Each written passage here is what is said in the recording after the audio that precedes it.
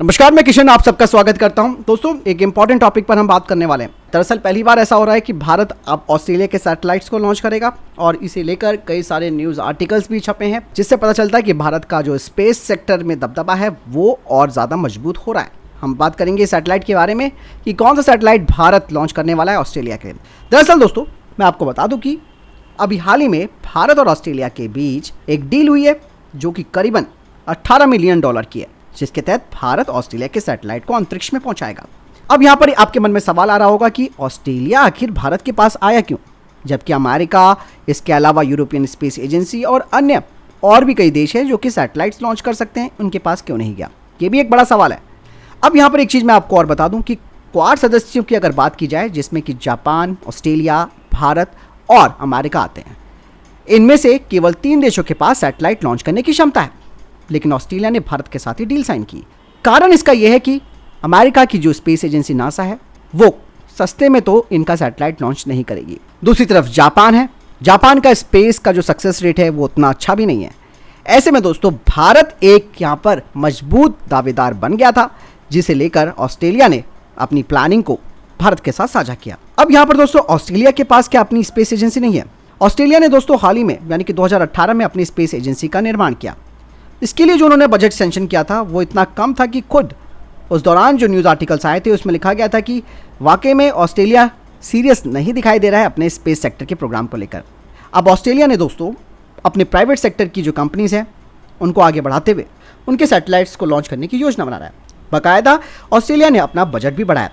और एक चीज़ और मैं आपको यहाँ पर बता दूँ कि ऑस्ट्रेलिया ने बहुत देर कर दी अपना स्पेस प्रोग्राम लॉन्च करने में, इसीलिए उसके पास उतना एक्सपीरियंस नहीं है।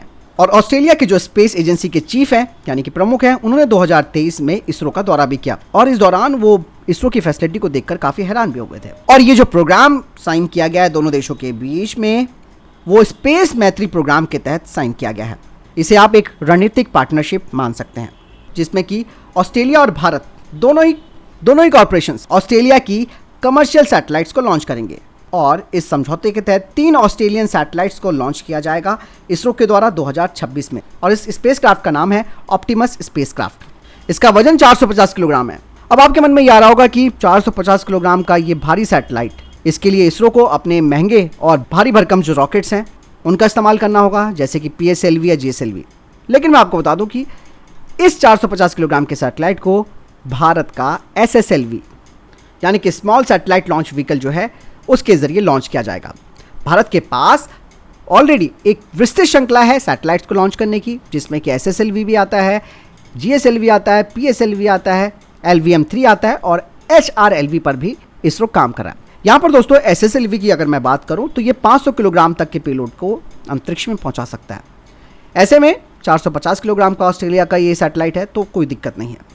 दोस्तों, अगर दुनिया भर में जो स्पेस एजेंसी हैं उनकी संख्या की बात करें तो मात्र 77 स्पेस एजेंसीज हैं, लेकिन उनमें से 16 ऐसी स्पेस एजेंसियां हैं जो कि सैटेलाइट्स को अंतरिक्ष में लॉन्च कर सकती है, जिसमें कि नासा हो गया, आपका यूरोपियन स्पेस एजेंसी हो गया, रॉसकॉस्मोस हो गया, जाक्सा, इसरो, इसके अलावा कैनेडियन स्पेस एजेंसी भी है। लेकिन दोस्तों, यहाँ पर बात आती है कि सक्सेस रेट किसका कितना ज़्यादा है। ऐसे में इसरो एक बेहतर विकल्प है ऑस्ट्रेलिया के लिए।